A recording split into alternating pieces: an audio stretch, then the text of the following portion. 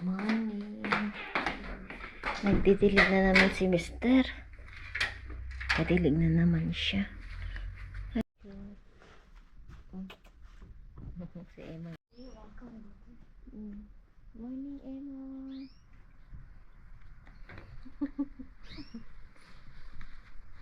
Diyan ka lang, Emma. Good morning, guys.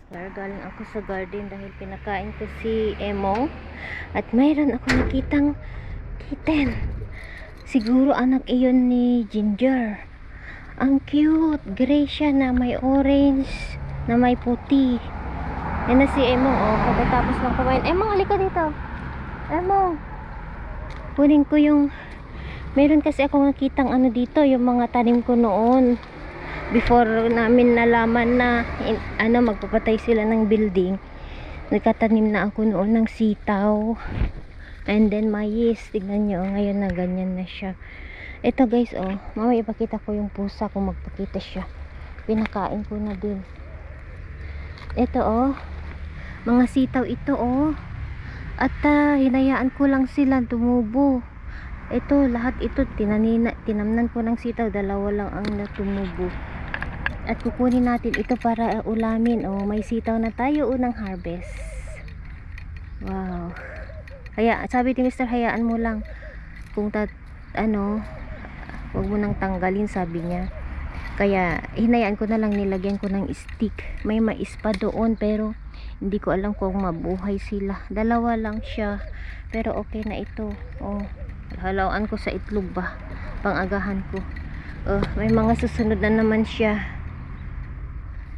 Hayaan ko lang, ang dami niyang butil, oh. Namumulaklak na siya. May sitaw na tayo. Oh, may bulaklak na naman. Kaya hinayaan ko na. Mayroon pa doon. Yung local na sitaw galing sa Philippines. Yung mamunga lang siya. Ganito na siya dito, oh. Wala. Hinayaan ko na namin. Kunin natin ito dahil ito yung laruan ni Emo.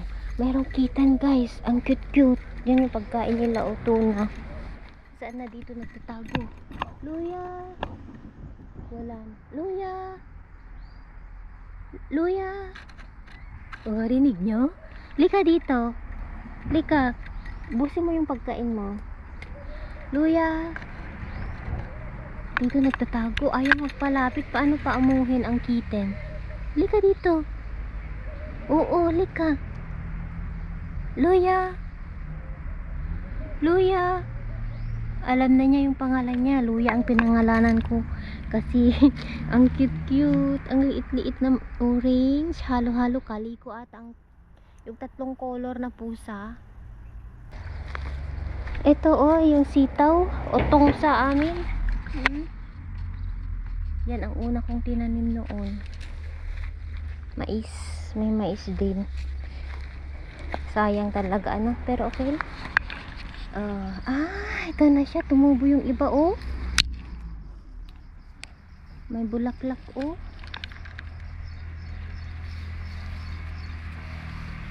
Tumubo pala sila.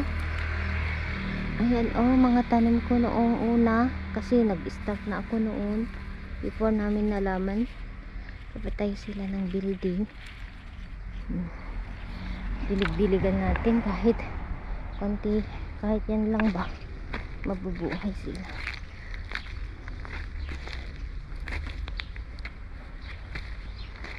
Yung kamoteng kahoy wala, guys, hindi nakasurvive ng winter, namatay siya. Diyan ko nilagay noon. Dalaw tayo ng breakfast. Kahit ito lang, oh, halo sa okay na.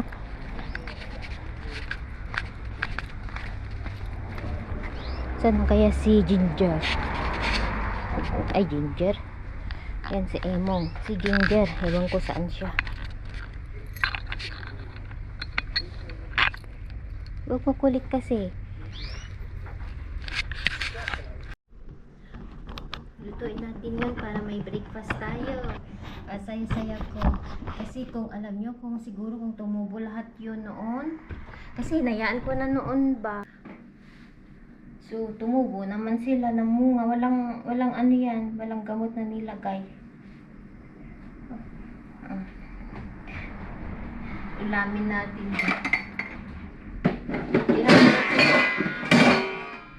Kahit 2 piraso lang okay na. Pang breakfast, ihalo natin sa sitaw. Yun nakakatuwa pag mag-harvest ka na yung tanim mo. Nakakatuwa. As in. Alam yan ng mga nagtatanim kung ano yung feeling ng mag-harvest ng sarili mong tanim tapos kakainin. Kahit 2 lang siya. Okay na yan. O, diba guys? Ganun talaga guys. Tanim-tanim lang ano. Ay, gagawa tayo ng paraan. Nagtanim na ako dito ng ganito. Diyan sa harap.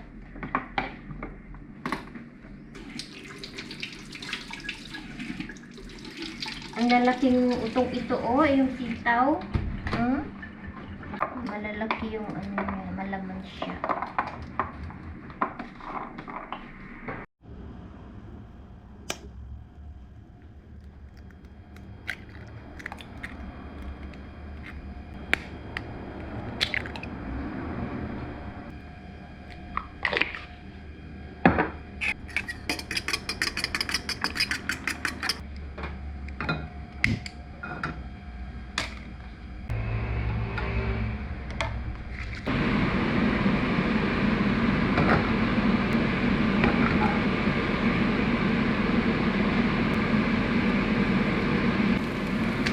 Lagyan na natin ang ating sitaw.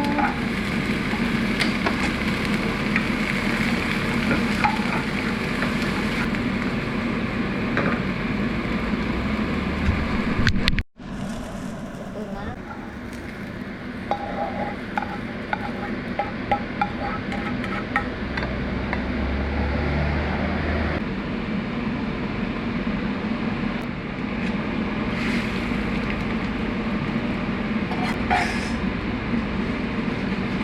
Meron po tayo ditong kamote.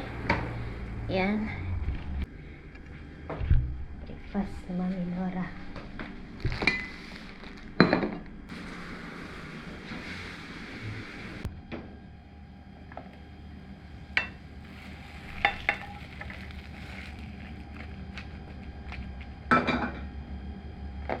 Si Mama kumain na siya.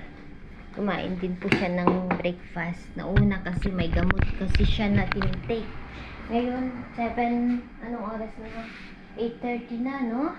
Sa kanya, maaga siya kumakain dahil na po ay nagtitake po siya ng gamot. Let's eat po, mga kaibigan. Thank you, Lord. Mayroon din tayong banana dito. Ganito lang, simple lang ang breakfast namin dito sa Lebanon. Minsan nagra-rice din po kami pero hindi lagi-lagi. Mga bata, pag gusto lang, yan, lagay lang natin dito ang ano. Ganito, masarap siya. Ganitong, yung ganito siya guys, na parang sira na yung banana sa labas. Ito, sobrang masarap at mas maganda daw. Sabi nila, yun ang sabi. Kain po tayo guys. Ito na po ang ating ulam. Morning, Mama. You wanna eat? May tanim po akong kamote. Pang talbos. Nasa sako at saka palanggana. Meron din po ako tinanim doon. Nung ano, pero hindi ko alam kung nabuhay. Hindi ko na chinek. Nakatanim na ako ng ibang gulay noon. Bago namin nalaman na magpapatay sila ng building. Pero sabi ni Mr. hayaan mo na lang doon. Hanggang mag-start sila. Okay lang, sabi niya.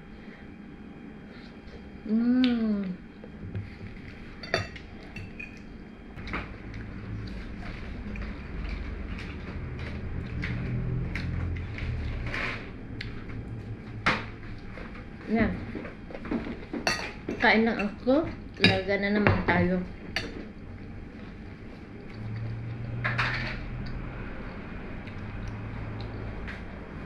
Maglilinis ako sa loob. Kwarto.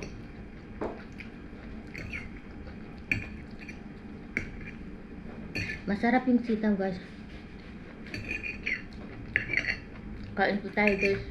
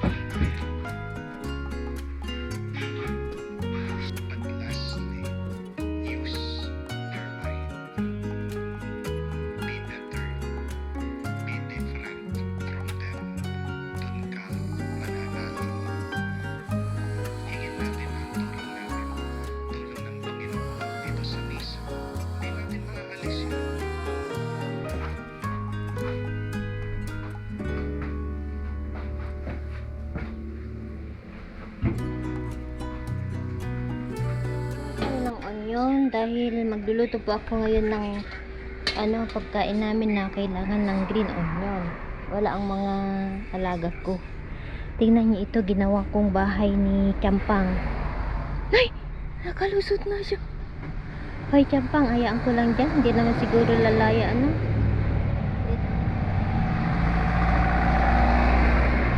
baka pupunta doon. Ay, marunong na maglusot siya. Kuha tayo ng green onion. Ayusin ko siya mamaya. Ihalo natin sa ating pagkain.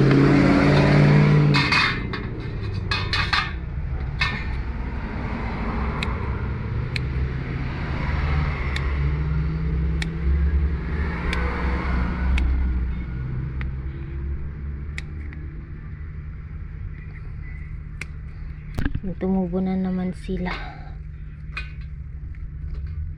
Mabilis lang sila tumubo, basta dilig-diligan lang sila. Yan. Dito din ang kamote natin, tama na siguro ito, pampakulay lang. Ayun na, nakalayo na si Champang. Laya si Champang. Champang ang pangalan niya. Tayusin ko siya.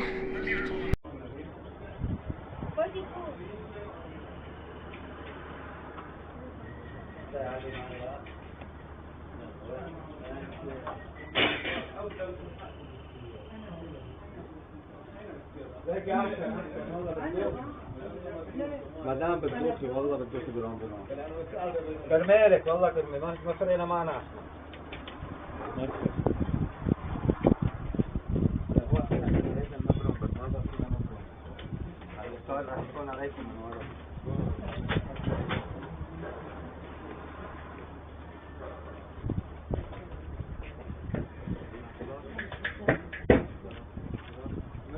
يلا بينا.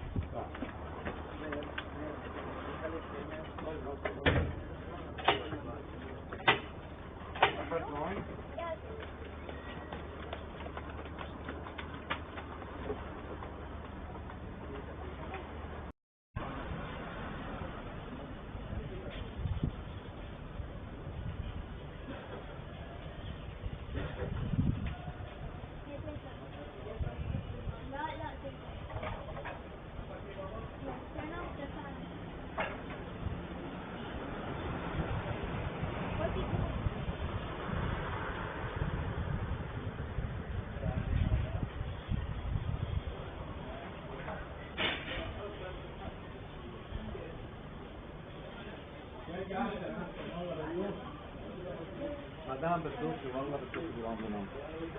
كرمالك والله كرمال ما فرقنا معنا. والله احنا كنا لازم نطلب بس ما بقينا نطلب. انا مستعد راح يكون عليكم من ورا.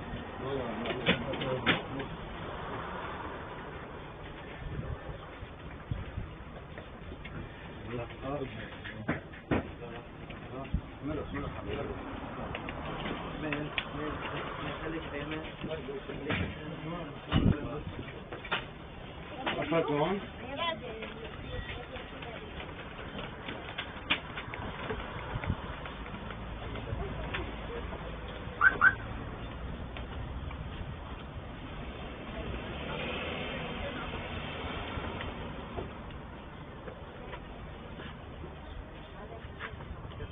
والله